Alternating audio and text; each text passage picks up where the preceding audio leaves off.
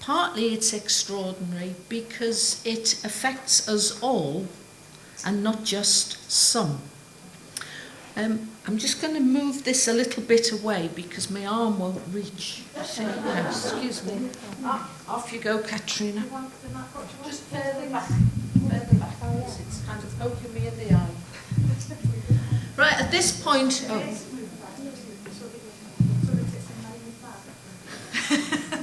Have we got any brain surgeons in the house? Serious question. Brain images? There may be one or two.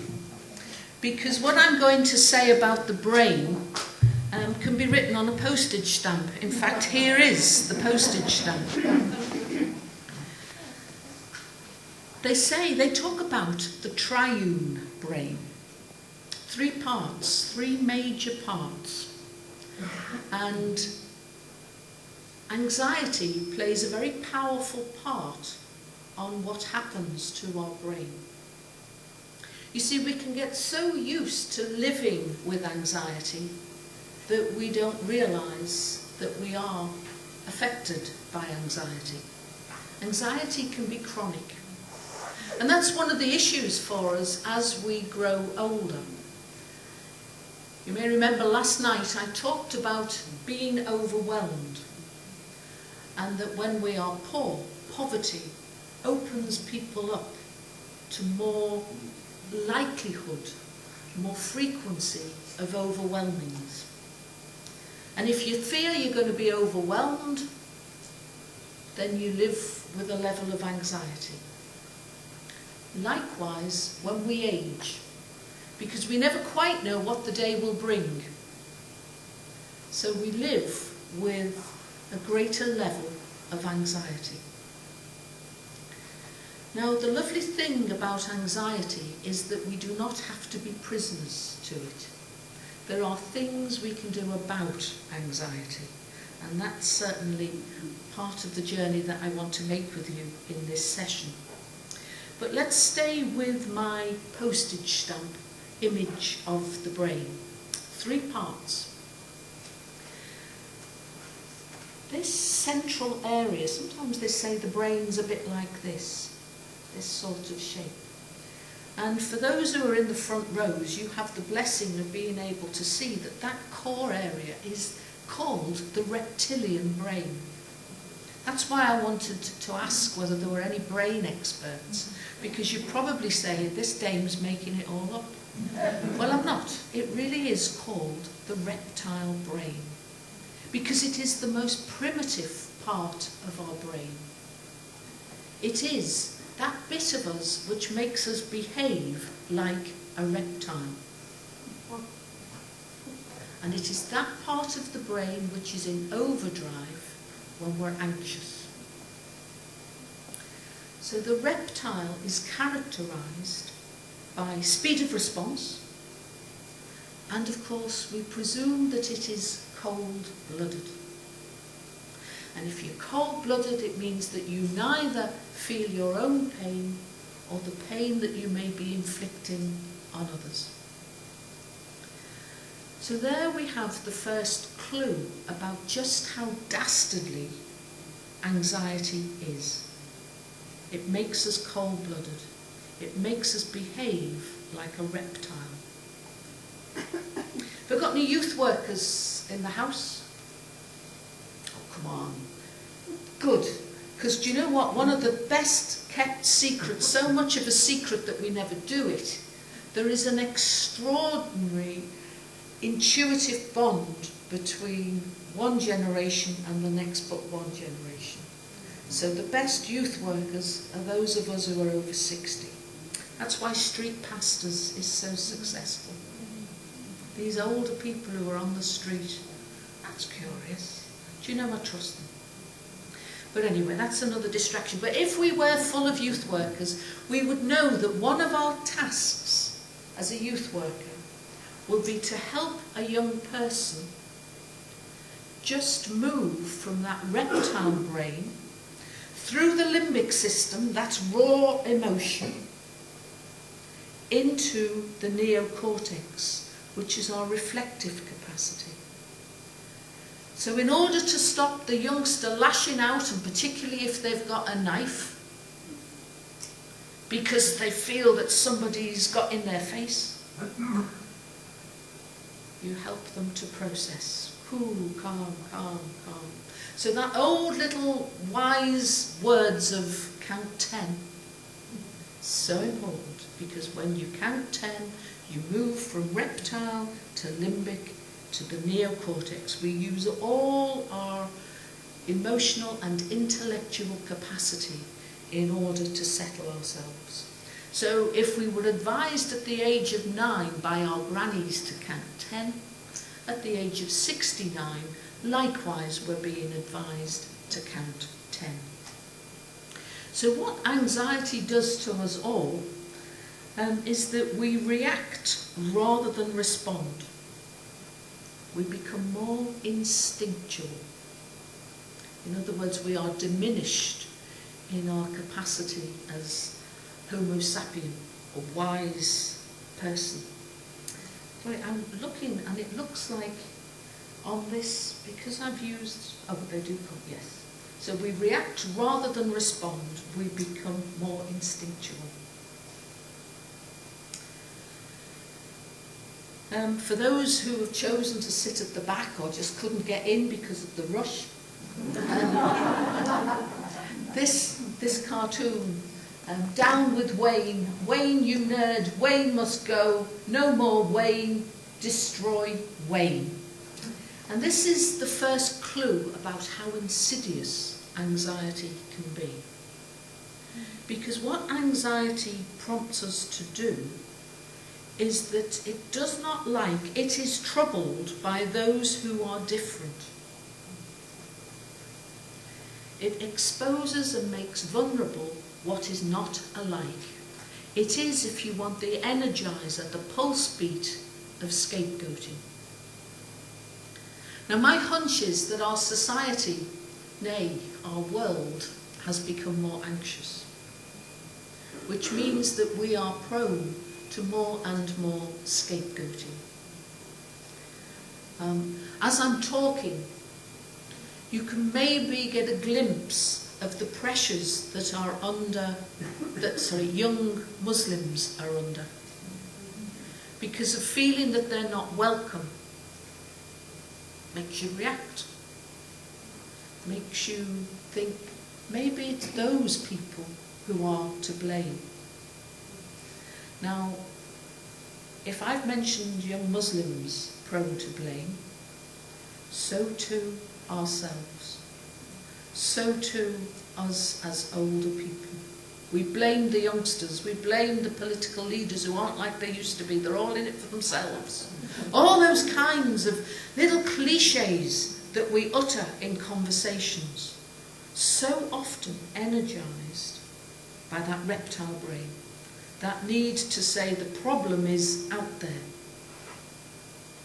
Now, I could go on a big theological route here and say that whilst ever we're saying the problem's out there, we do not recognise our own sinfulness. We do not recognise the part we play in the embrace of sin, which affects our whole world.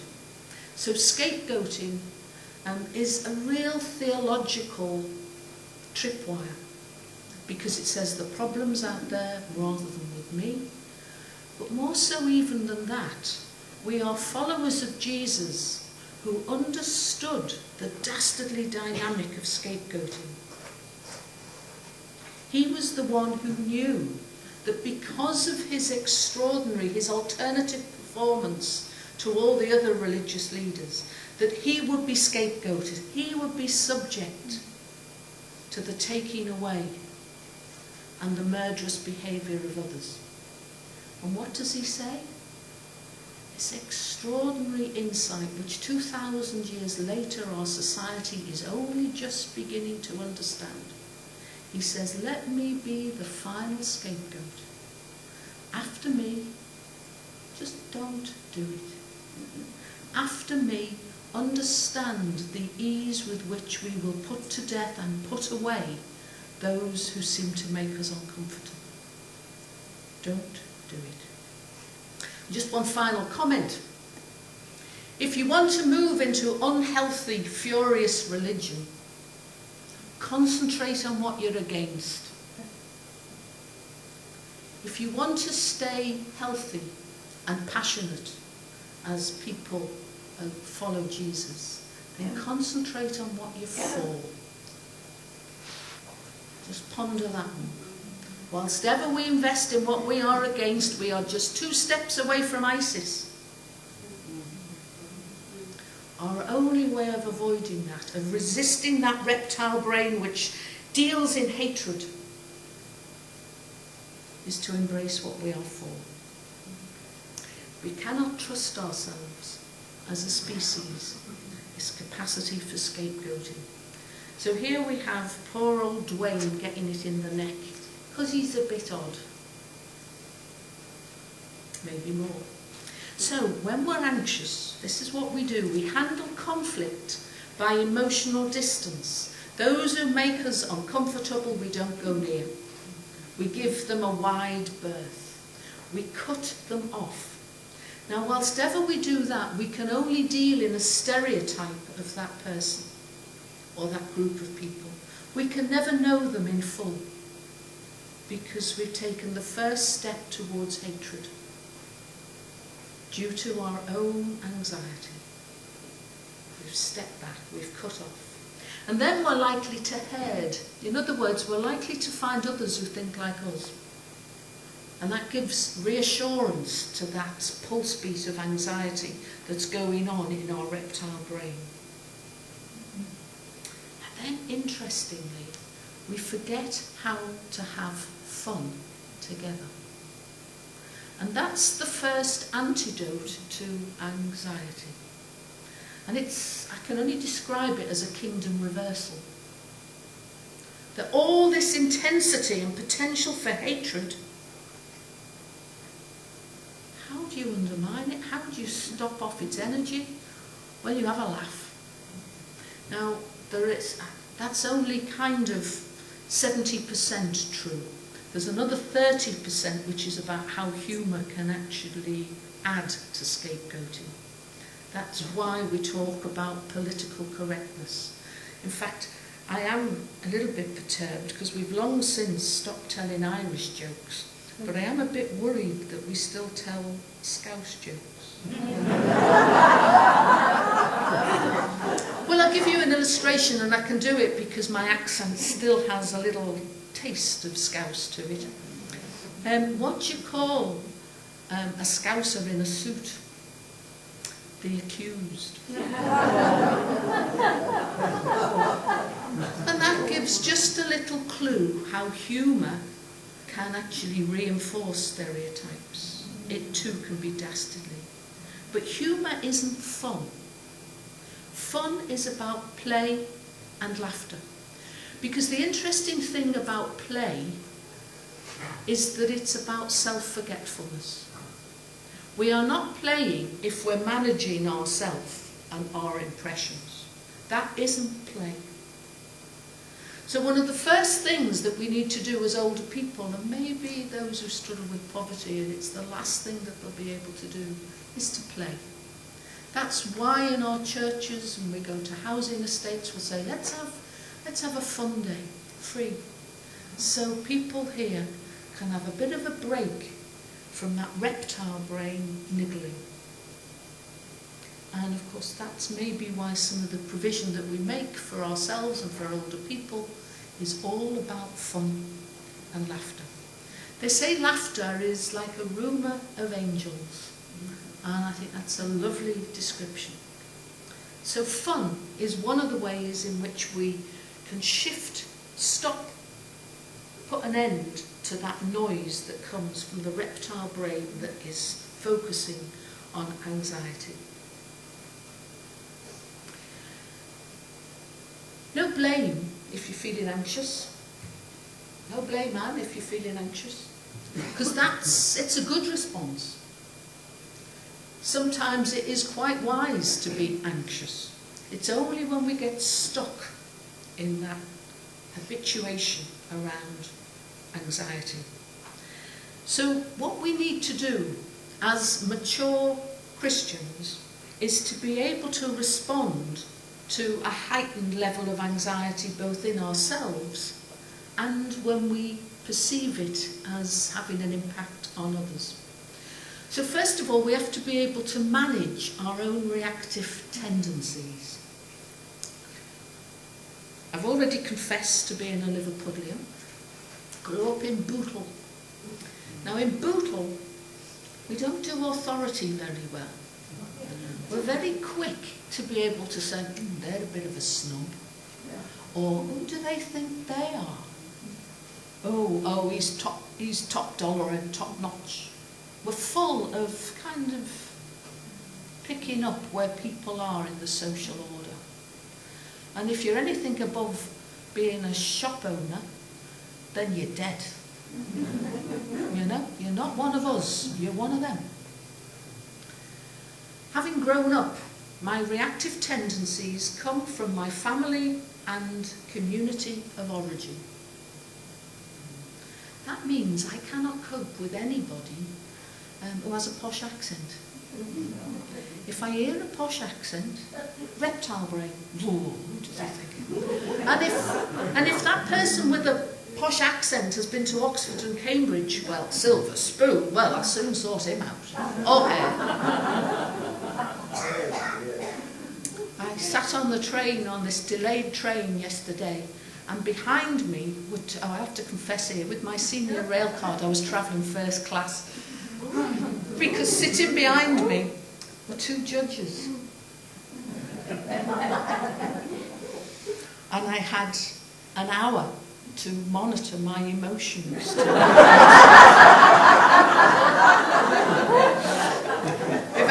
Eventually I was able to be compassionate by categorising them as special needs. Will you cut that one out if you're recording, please?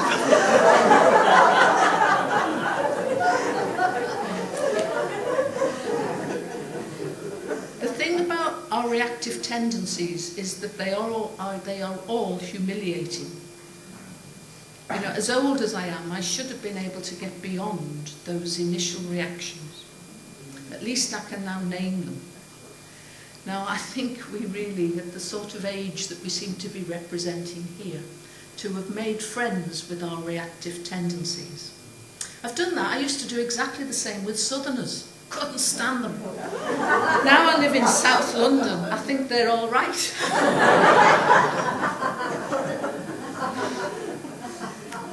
And here's a comment for men, because anxiety is both men and women. And we could do a list of the special calling, the special vocation of being older. But there is a special calling for men, and it's very difficult for men to find the way to deliver on it. And it is about being a step-down transformer. In other words, when there's lots of energy going through the system, and if you want people to becoming a bit warlike, a bit chipper, it's part of the calling of the older man to say, hey up, love, hey up. It's about calming things down. And it takes both courage and it takes extraordinary timing. Exceptional timing. If you want to see it happen, you know that film, The Best Marigold Exotic Hotel? Yes? Well, there's the untouchable, who's kind of part of the family, you know, he would do the things that nobody else would do. And you see, coming towards the end of the film, when there's going to be heartbreak rather than love winning the day, he suddenly steps up into action, and in the version I saw, he only spoke in Hindi, it wasn't translated.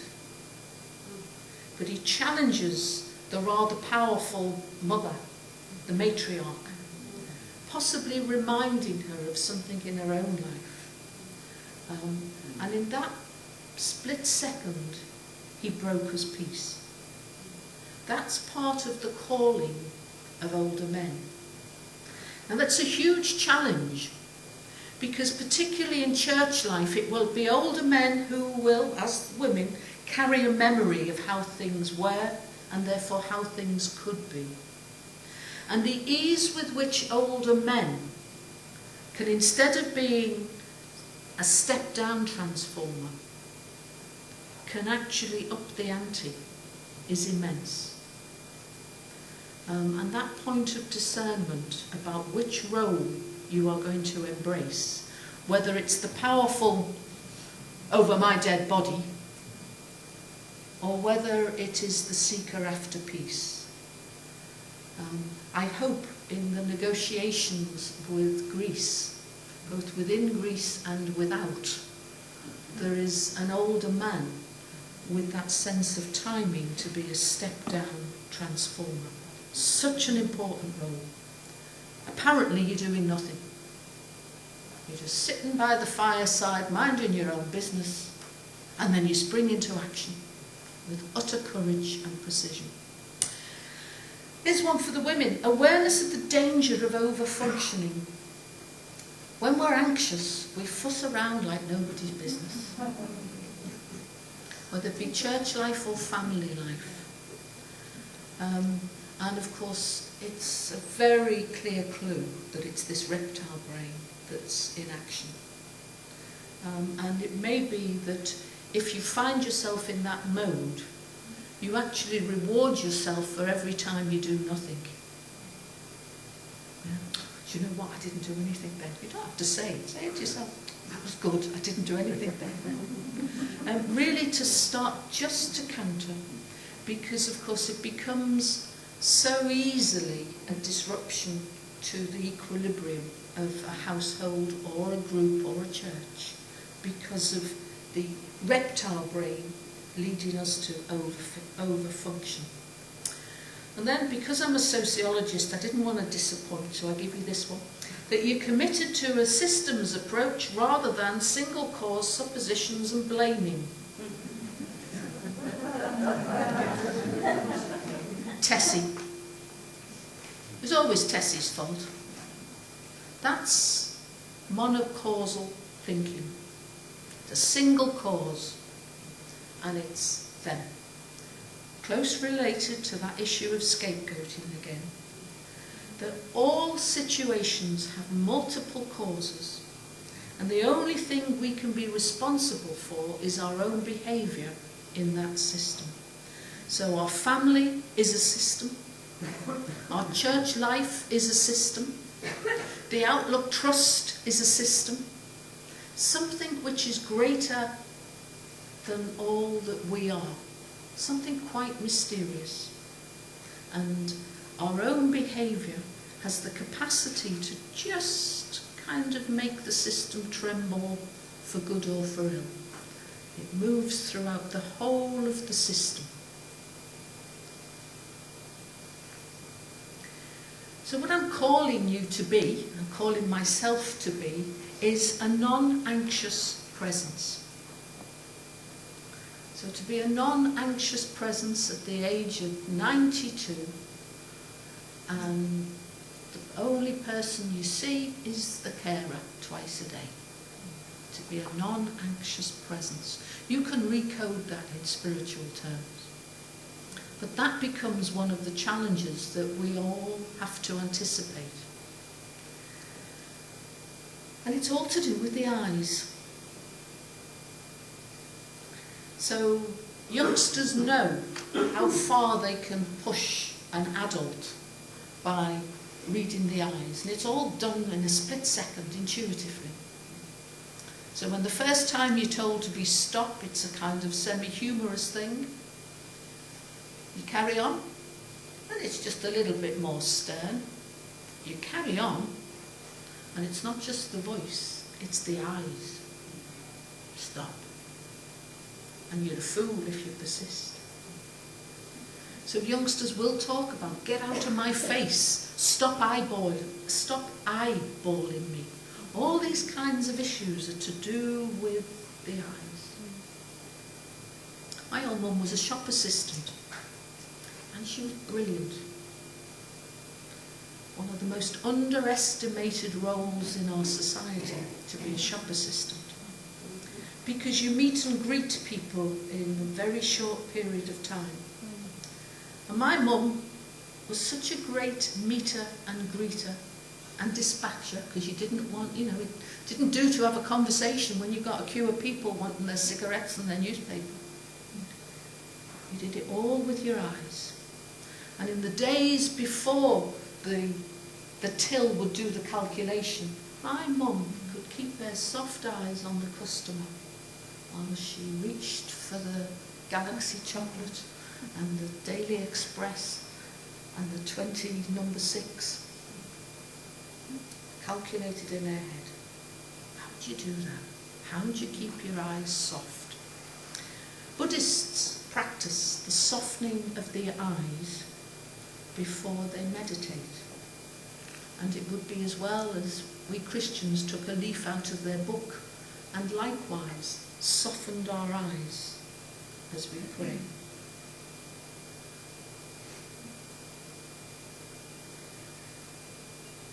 When I soften my eyes, my voice changes.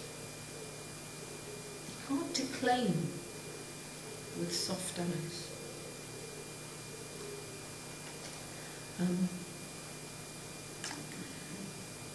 If you're puzzling, what on earth is this dame talking about? Parking anxiety, moving out of the reptile brain by softening eyes.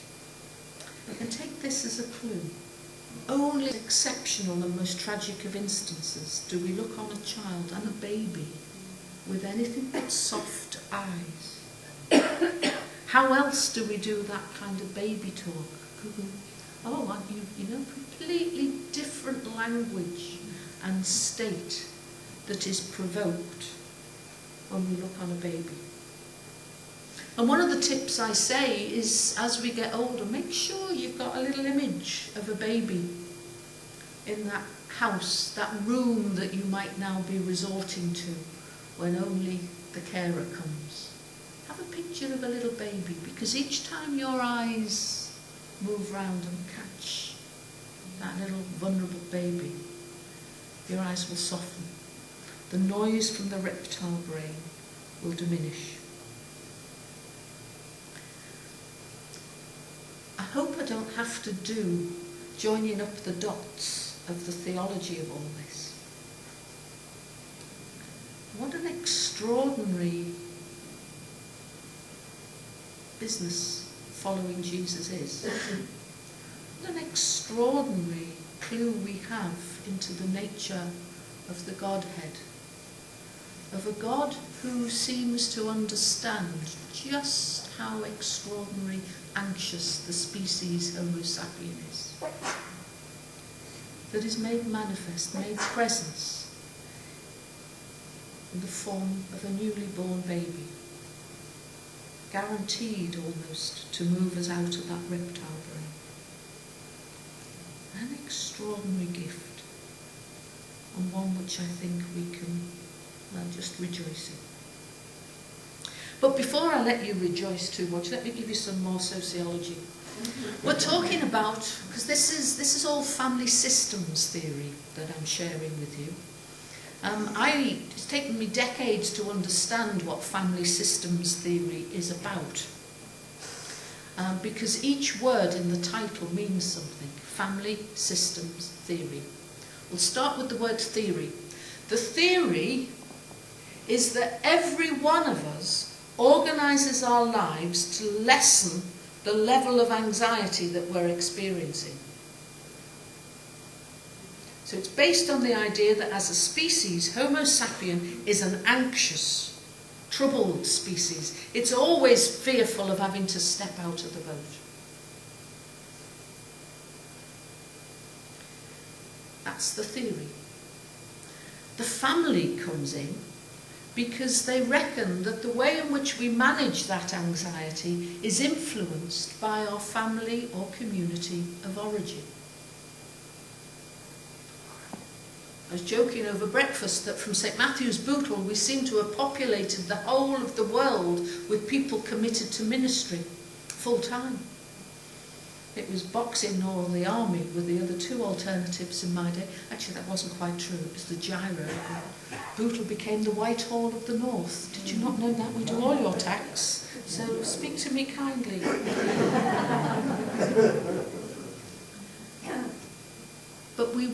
organise our lives to lessen our level of anxiety by either saying, do you know, I'm going to get myself rich, because when you're rich you can buy off threats, you can afford a plumber to sort out your dripping tap. Or you might say, do you know what, I'm going to do business with God. And for many of us, that will be a commitment which is pursuing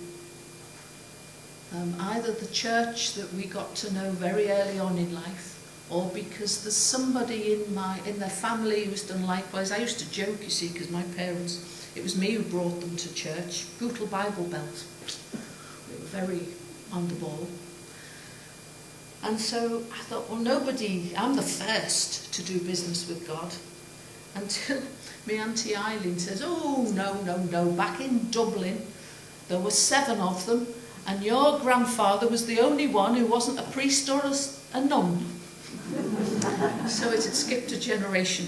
DNA? Maybe.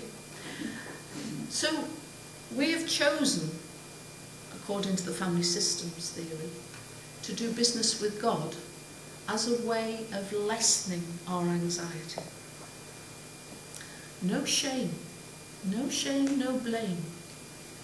Because more and more, and to the embarrassment of secular psychologists, they are discovering that to choose to do business with God and to allow God to be the full purpose of our lives is one of the healthiest choices that the species can make.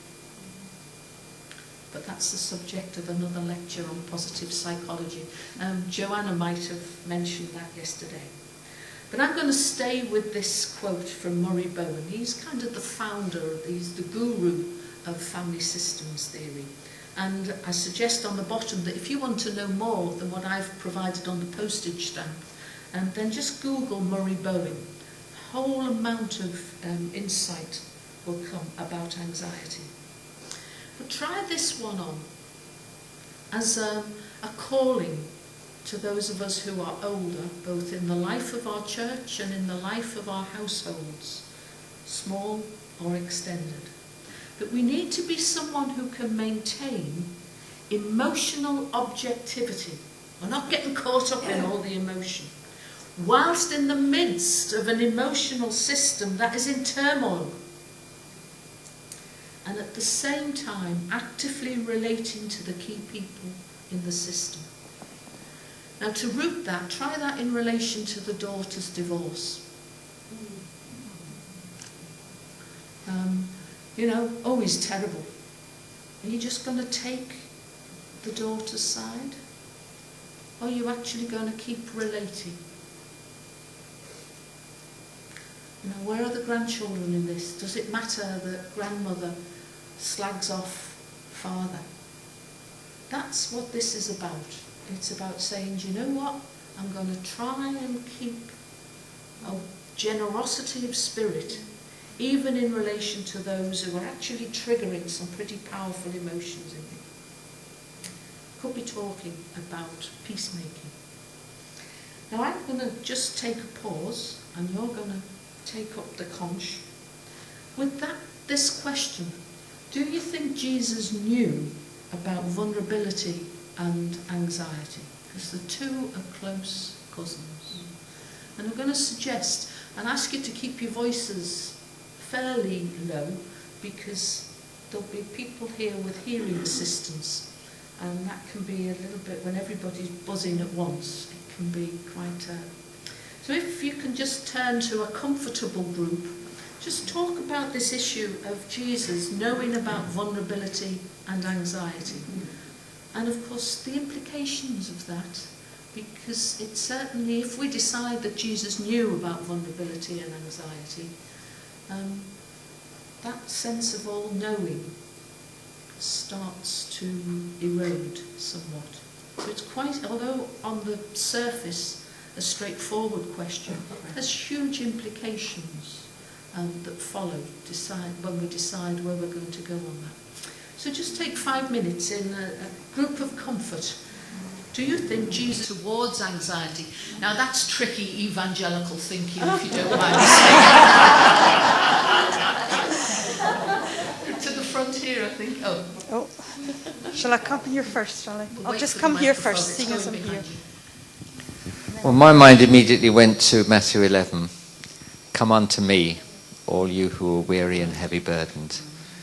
And to my way of thinking, that was talking to people who were anxious, who were burdened, who were vulnerable. And I also thought about the verse in Ephesians. And as a good evangelical, I believe that Jesus was inspiring those words. Be anxious for nothing. So I really should have rephrased my question. Did Jesus experience anxiety? Be interesting whether you went that way or you didn't. You went that way. All I wanted to say was... Oh, God, he's got another... Let him carry on. All I was going to say was, when he was carrying that cross, how on earth was he not anxious? How he did not feel vulnerable? I mean, it's beyond all understanding. Interesting, as a carpenter who's probably looking at the design of the cross. No. You, those of you who have been close to struggle, you will fixate on something. Yeah. You know, you've got to focus on something which will hold you, and I bet it was those joints. That's interesting. Did you have your hand up? Okay. Oh, yes. Almost there. Oh, sorry.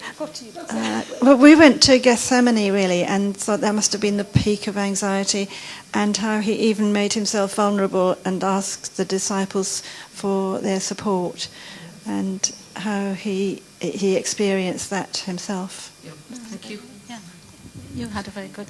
also, we were thinking about Jesus knew what was coming, and a lot of anxiety is caught up with seeing what's on the horizon. The anticipation. Anticipation, yeah.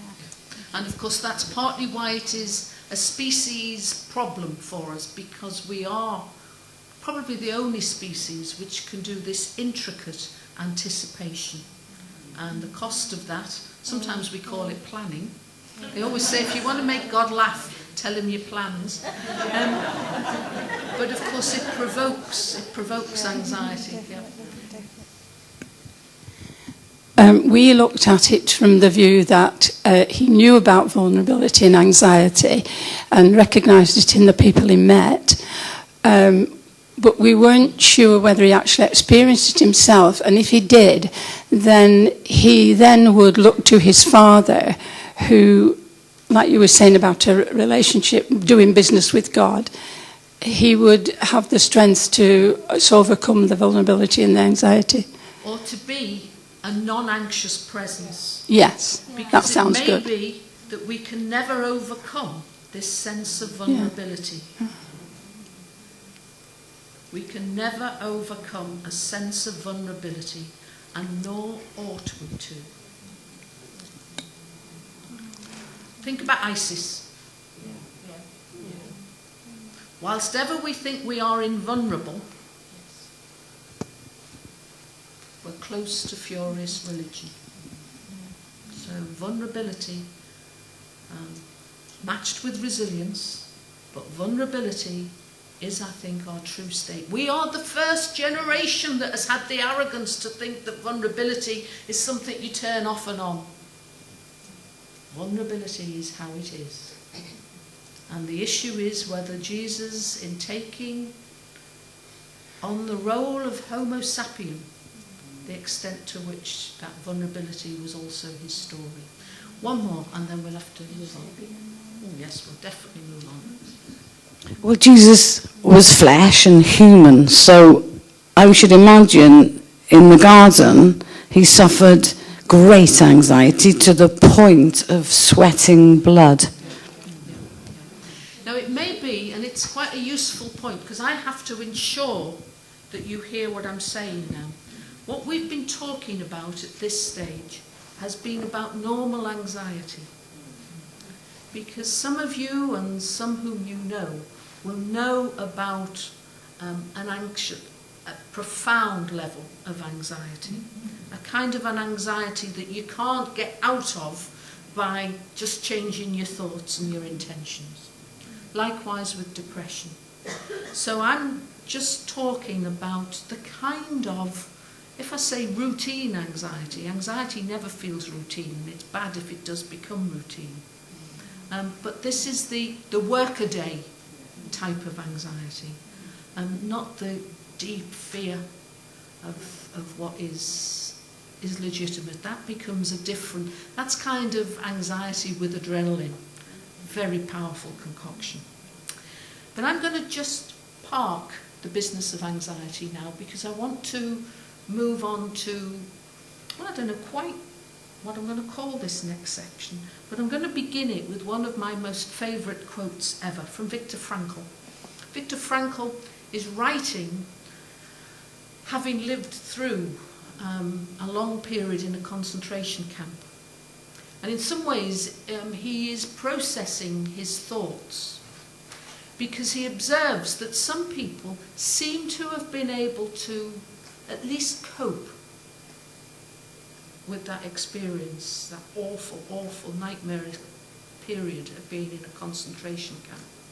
And others seem to have just kind of collapsed. And he says, everything can be taken from a man but one thing, and it's the last of human freedoms, to choose one's attitude in any given set of circumstances. And that's what I want to look at for the rest of my time with you now. Because being and becoming a Christian is about making an effort to choose our attitude to our circumstances. You with me? The last of our freedoms is to choose our attitude to the stroke, to the dementia. Even dementia's so wicked because it takes that capacity to choose your attitude. You're kind of completely without control. To choose our attitude to macular degeneration. To choose our attitude to the daughter's divorce. That's the last of our human freedoms. That's what, as Christians, is our business. That's when we embrace the extraordinary, exceptional performance that Jesus shows us and which we seek to follow.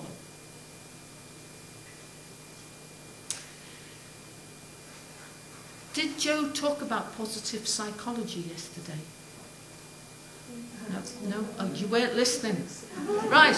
Positive psychology. Positive psychology is a shot from God's locker. Go back to 2000. A fellow called Martin Seligman has been voted the president of the American Association of Psychology, and he's confronted with writing his inaugural address.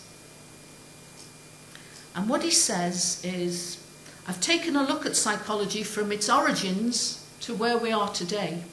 And you know what? We've forgotten what our original purpose was. The original intention of psychology was to explore what it was, what are the things that lead to the species flourishing.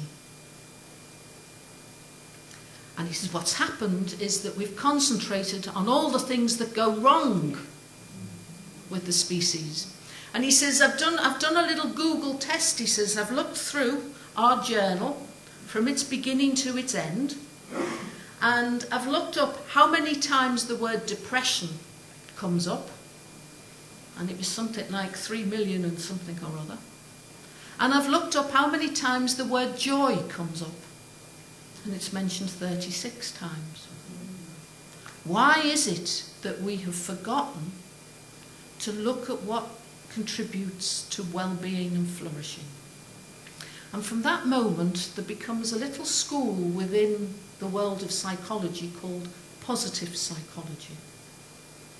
And I refer to it as a shot from God's locker because, to the great embarrassment, particularly in this country where most psychologists are ultra-secular, they keep having to conclude that religion's a bit good for a person, at least healthy religion is.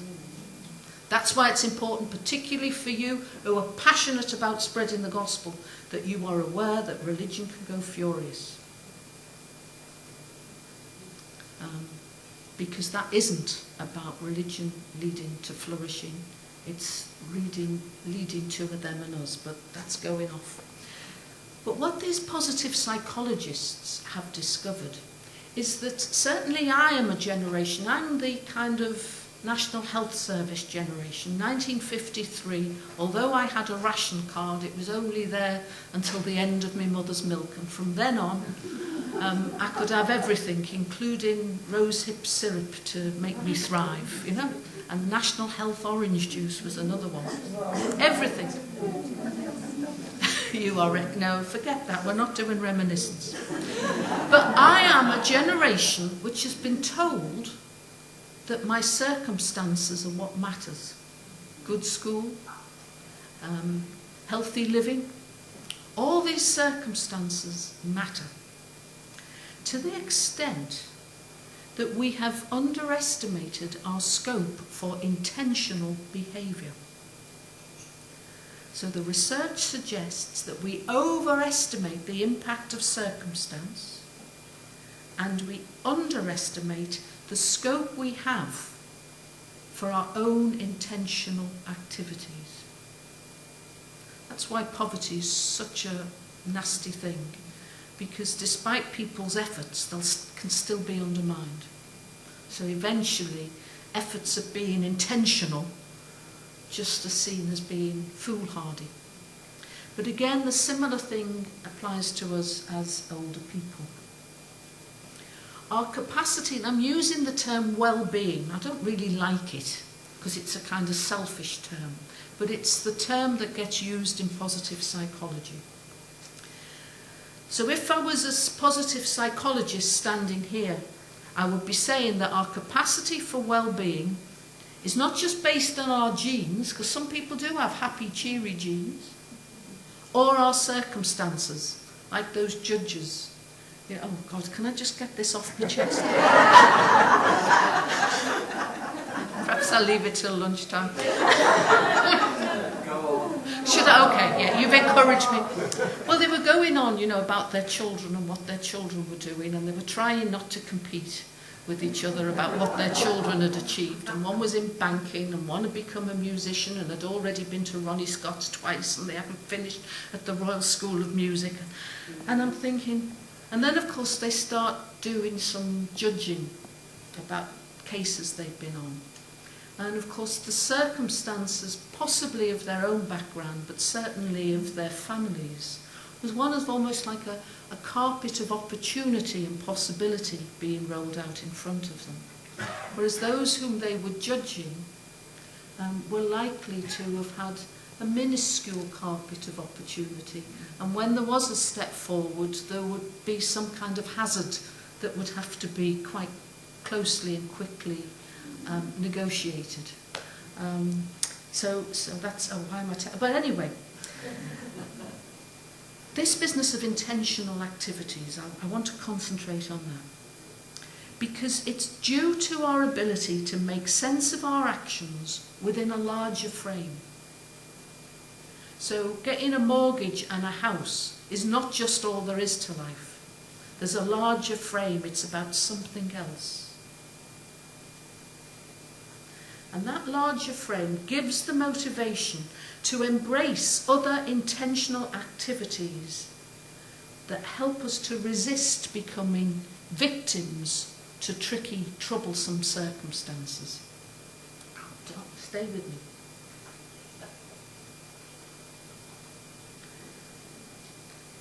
In relation to forming a character, the effectiveness of a religious commitment stands out on its own. This is the awkward thing that our society is having to come to terms with. Doing business with God seems to be one of the deeply rooted resources, almost close to our DNA, to help us become people of positive intention. People who, even though we're having a real, we've been dealt a tricky hand, we're still going to stand up. This is called resilience in the secular terms. People with resilience will often be those very people who do business with God. The commitment to follow Jesus in the way he lived his life is a major, major commitment contributor to empowerment, which enables our purpose to flourish. A faith commitment impacts on our attitude to our circumstances, and when our attitudes change, so too do the micro actions in which we engage. And I love that term, I made it up, micro actions. I made it up because I wanted to include what we do with our eyes. So we're not being big, bold, we don't have to be that. It's just what we do with our eyes and who we embrace with our eyes, who we give soft eyes to. Think back to the divorce. Hard eyes, soft eyes. Where are we intentional to say, do you know what? You're a shit, but I love you. You know? So where do we see an effort to choose our attitude to our circumstances? And we have done in the past. And it's the Methodist class. Now, do you all know what I mean by the Methodist class? Just a group of people, Methodists, and I'm going back to early Methodism, when instead of telling people how much we were sorted, you know, I've just been to a special series on Mark's Gospel, and what the professor said was, it's about, and I've used a 4-letter word, I've used the word shit. You're old enough not to be shocked. But it's the essence of theology. Until we know that our shit stinks, we have no need for a saviour. And if our coming together, our churching, our being of fellowship, never ever gives room for our vulnerability, then it gives no room for the Holy Spirit. It's a manufactured Holy Spirit. It is vulnerability that helps us to know our need of God. Until we know that we've got to struggle with our circumstances, then we don't really know our need of God or the power of God. And the Methodist class in the olden days was about people who were wretched. They were wrecks. They were more than a disappointment to themselves, and certainly a disappointment to their others. And what that class did was it created solidarity and support around that wreckage. And I offer you this because I think it's what we need to be offering older people. An opportunity for people to hear themselves think.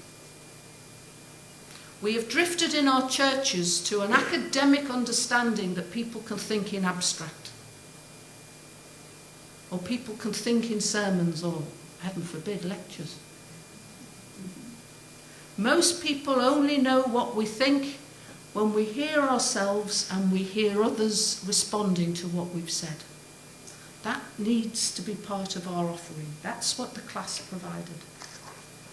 It was a process to support intentionality. In other words, to rise above our circumstances. I don't want to drink. I want to make sure that my wife and kids get some of my earnings. And instead of blame, it would become laughter. Hey Joe, where did you go tonight before you came? Did you go straight home? Oh, good man. When we share our vulnerability, instead of censor or mockery, it usually provokes extraordinary solidarity and a spontaneous prayerfulness.